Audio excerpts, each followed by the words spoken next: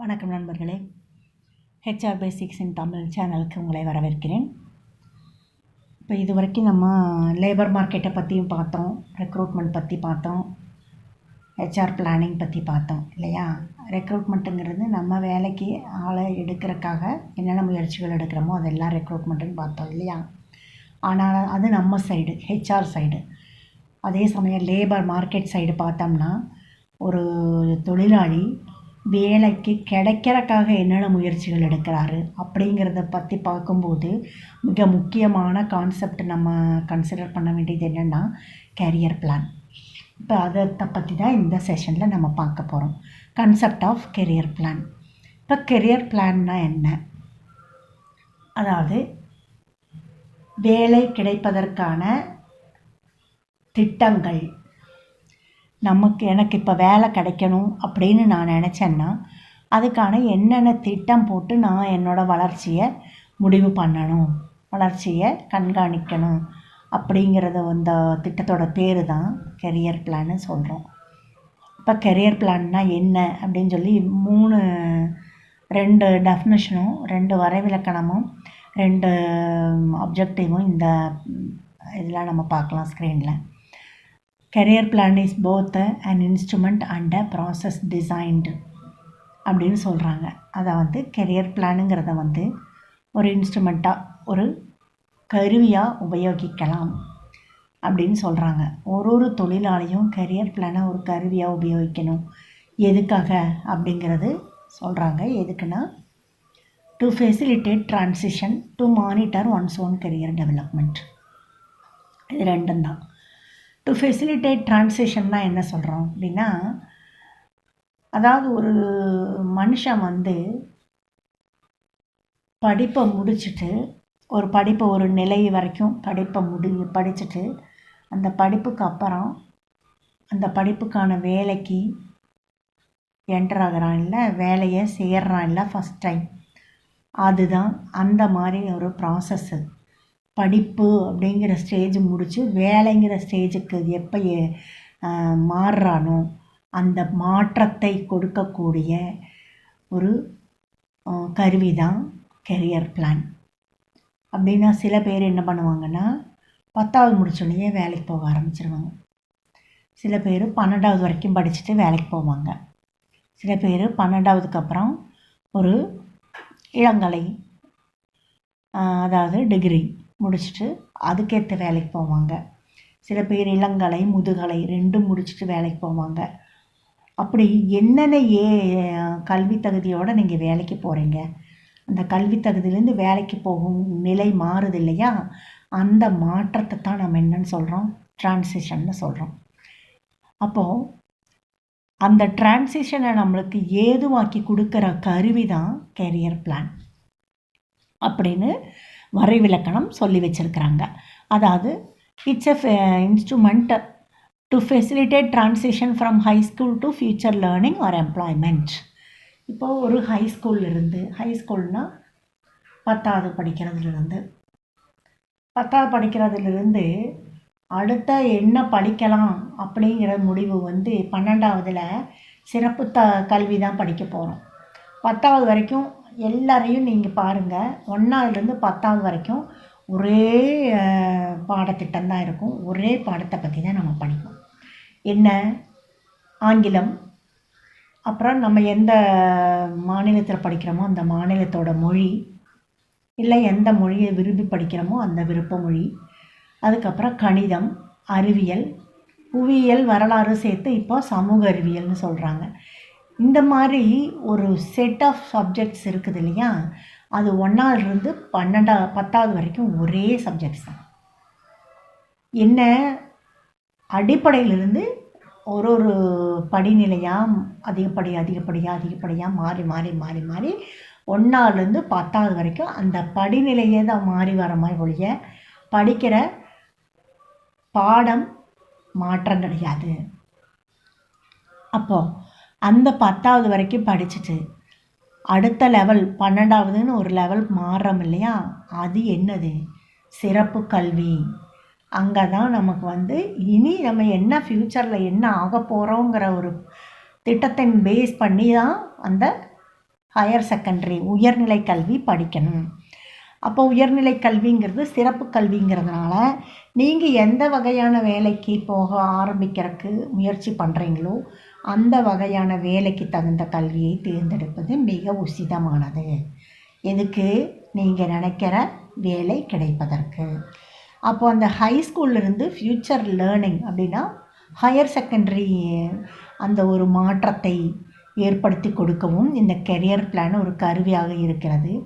அதே அல்லது higher secondary முடித்து இளங்கலை பட்டம் முடித்து முதுகலை பட்டம் முடித்து தொழிலுக்கு போகிறீங்கன்னாலும் அதுவும் ஒரு மாற்றம். அந்த மாற்றத்திற்கும் உதவியாக இருப்பது இந்த கெரியர் பிளான். அப்படின்னா கெரியருங்கிறது நம்மளுடைய வேலைக்கு போவதற்கான திட்டம், வேலை திட்டம்.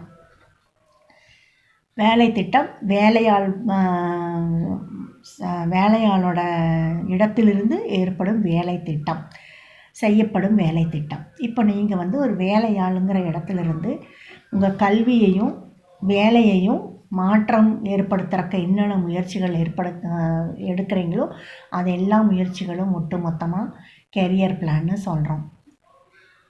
வேலைக்கான திட்டம். அதே சமயம் அது ஒரு ப்ராசஸ்ன்னு சொல்கிறோம். சடனாக நம்ம 10வது முடித்தோடனே டிகிரி முடிச்சிட முடியாது, இல்லை 10வது முடித்தோடனே பிஹெச்டி முடிச்சிட முடியாது இல்லையா? அப்போது அந்த 10வதுங்கிறது ஒரு நிலை. அந்த 10வதுலேருந்து உயர்நிலை, மேல்நிலை, கல்லூரி படிப்பு, கல்லூரியில் முதுநிலை, இளங்கலைக்கு அப்புறம் முதுநிலை, முதுநிலைக்கு அப்புறம் பட்ட மேற்படிப்புகள். இதெல்லாம் ஒவ்வொரு ப்ராசஸை கடந்து ஒரு ஸ்டேஜ் பை ஸ்டேஜாக கடந்து வர வேண்டி இருக்கிறதுனால அது ஒரு செயல்முறை. செயல்முறைனா எப்படி? சில ஸ்டேஜஸில் எல்லாம் கடந்து வர வேண்டிய செயல்முறை, ப்ராசஸ்ஸு அப்படின்னு சொல்கிறோம். அப்போ அந்த ப்ராசஸை எப்படி ப்ராசஸ்ன்னு நம்ம சொல்கிறோம் அப்படின்னா, ஒரு ஸ்டேஜை கடக்கிறதுக்கு முன்னாடி இன்னொரு ஸ்டேஜை டச் பண்ண முடியாது. அதனால தான் அது ப்ராசஸ். நம்ம 10வதுலேருந்து 10வது முடித்ததுக்கப்புறம் தான் 11, 12, 12வது முடித்ததுக்கப்புறம் தான் இளங்கலை, இளங்கலையில் 3 வருடம் முடித்ததுக்கப்புறம்தான் முதுகலை. இப்படி ஓரொரு நிலையையும் கடந்து தான் ஒரு நிலையை எட்டி பிடிக்க முடியுமே ஒழிய சில நிலைகளை விட்டு இன்னொரு நிலைக்கு போய்விட முடியாது. அதனால தான் இந்த கெரியர் பிளானுங்கிறது ஒரு ப்ராசஸ். இப்போ இது இந்த அளவுக்கு டீட்டெயிலாக எதுக்கு சொல்கிறேன்னா, இந்த வீடியோ ஹெச்ஆர் ப்ரொஃபஷனல்ஸு பேசிக்காக ப்ரொஃபஷன் ஸ்டார்ட் பண்ணவங்களுக்கும் அதே சமயம் ஹெச்ஆர் ப்ரொஃபஷனுக்கு படிக்கிற பசங்களுக்கும் உதவியாக இருக்கட்டும்னு தான் இந்த வீடியோவை நான் இவ்வளோ டீட்டெயிலாக சொல்லிகிட்ருக்கேன் டெஃபினேஷன் பிரகாரம். அடுத்தது அது ஒரு process designed to monitor once own career development அப்படின்னு சொல்கிறாங்க இல்லையா? எந்த ஒரு மனுஷனும் வேலைக்கு தான் அப்படின்னு தயாராகிட்டான்னா ஒரே ஒரு வேலையில் நிற்கிறதோ இல்லாட்டி ஒரே ஒரு நிலையில் நின்றுட்டுருக்கிறது கடைசி வரைக்கும், அதாவது வேலை ஓய்வு பெறும் வரை ஒரே நிலையில் தான் இருக்கிறாருன்னா அதில் வளர்ச்சி இல்லை இல்லையா? அப்போ அந்த வளர்ச்சியை ஏதுவாக்கிறதுக்கு உபயோகப்படுத்தக்கூடிய கருவியும் இந்த கெரியர் பிளான் தான். வேலைக்கான ஏற்பாடுகளை பண்ணக்கூடிய திட்டம்தான் அப்படின்னு சொல்கிறாங்க. இப்போ ஒட்டுமொத்தமாக கான்செப்ட் ஆஃப் கெரியர் பிளானை பற்றி என்னன்னு சொல்கிறாங்கன்னா, career plan is both an instrument and a process. அது ஒரு கருவியும் கூட, அது ஒரு செய்முறையும் கூட. எப்படி கருவி? அதாவது ஒரு நிலையிலேருந்து இன்னொரு நிலைக்கு மாற்றம் வரக்கூடிய எல்லா திட்டங்களையும் செய்யக்கூடியதால் அது ஒரு கருவி. அட் த சேம் டைம் ஒரு நிலையிலேருந்து இன்னொரு நிலைக்கு கடந்து அதுக்கு அடுத்த நிலைக்கு இந்த நிலையை தொடாமல் அடுத்த நிலைக்கு எட்டி பிடிக்க முடியாது. அப்படி நீங்கள் ஒரு வேலையை வாங்க வேண்டுமென்றால், வேலைக்கு சேர வேண்டுமென்றால் அதற்கு முந்தைய எல்லா படிநிலைகளையும் கடந்து வந்தால் மட்டுமே அந்த வேலைக்கான தகுநிலைகளை பெறுகிறீர்கள். அதில் எதை விட்டுட்டு வந்தாலும் சில நேரங்களில் நீங்கள் கேள்விப்பட்டிருப்பீங்க, உங்களுக்கு தெரிஞ்சவங்களே எல்லா குவாலிஃபிகேஷனும் எடுத்திருப்பாங்க, ஆனால் ரெகுலர் கல்லூரியில் போய் படிச்சிருக்கிறதுனால வேலை கிடைக்கல, தபால் மூலமாக படித்ததுனால வேலை கிடைக்கல, அப்புறம் நான் இந்த கல்வி படித்தேன், அந்த கல்வி படிக்கல, அதனால் எனக்கு வேலை கிடைக்கல, இப்படின்னுலாம் சொல்கிறவங்க இருக்காங்க இல்லையா? அப்போ அதெல்லாம் ஏன்?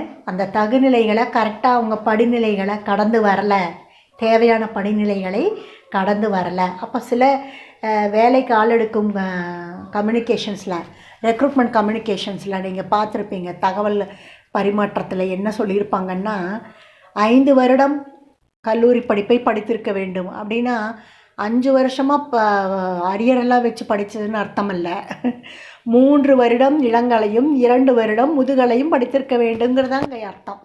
எம்டெக்கு, எம்ஏ, எம்பிஏ இப்படின்லாம் கல்வி தகுதி கேட்குறாங்கன்னா, அவங்க என்ன சொல்கிறாங்கன்னா, நீங்கள் +2 முடித்தோடனே எம்ஏ கரஸ்பாண்டன்ஸ் படிச்சிருந்தீங்கன்னா தகுதி இல்லை.